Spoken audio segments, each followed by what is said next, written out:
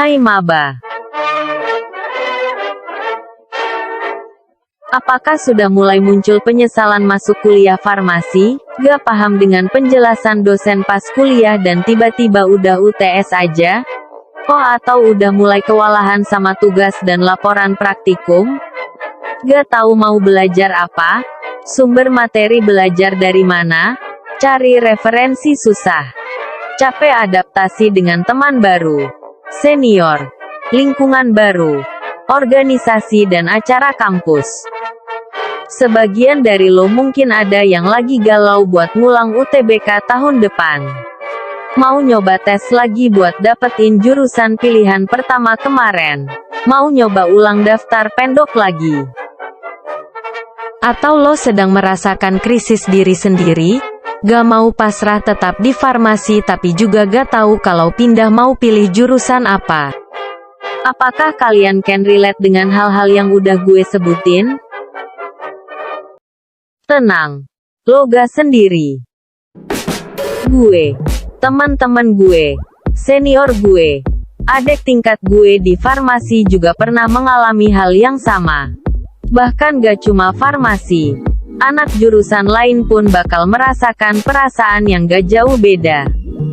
Di fase ini lo mungkin akan merasa gak punya tujuan hidup, gagal, bodoh, kesal, dan bingung.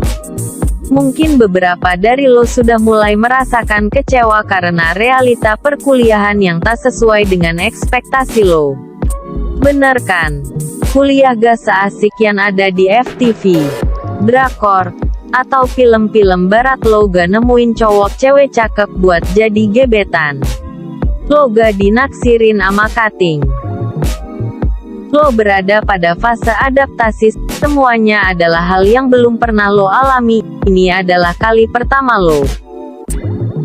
Wajar kalau lo merasa tersesat, gak nyaman dan gak cocok dengan apa yang lo lalui saat ini. Wajar kalau lo melakukan kesalahan. Wajar kalau lo gak paham sama materi pelajaran. Wajar kalau lo gak ngerti sama penjelasan dosen. Wajar kalau lo struggling buat belajar. Wajar kalau lo belum menemukan orang yang sefrekuensi sama lo. Wajar kalau lo kena tegur ama cutting dosen. Lo hanyalah seorang maba yang belum tahu apa-apa. Jadi lo harus ngapain sebagai seorang maba? Pasrah? Enggak. Lo harus sabar. Pelan-pelan aja. Jalani semua satu-satu. Pelajari sedikit-sedikit, dorong diri untuk menjalani kehidupan masa perkuliahan yang gak mudah ini. Yang penting lo berani untuk memulai apapun itu. Mulai untuk belajar, pahami materi kuliah, mulai untuk berperan aktif saat kuliah dan praktikum, berani buat bertanya ke dosen, mulai untuk bersosialisasi sama teman, cutting, dan orang-orang yang ada di kampus. Mulai untuk ikut suatu organisasi. Mulai untuk mengatur waktu dan gak nunda-nunda kerjaan. Emang semudah itu kalau diungkapkan dengan kata-kata.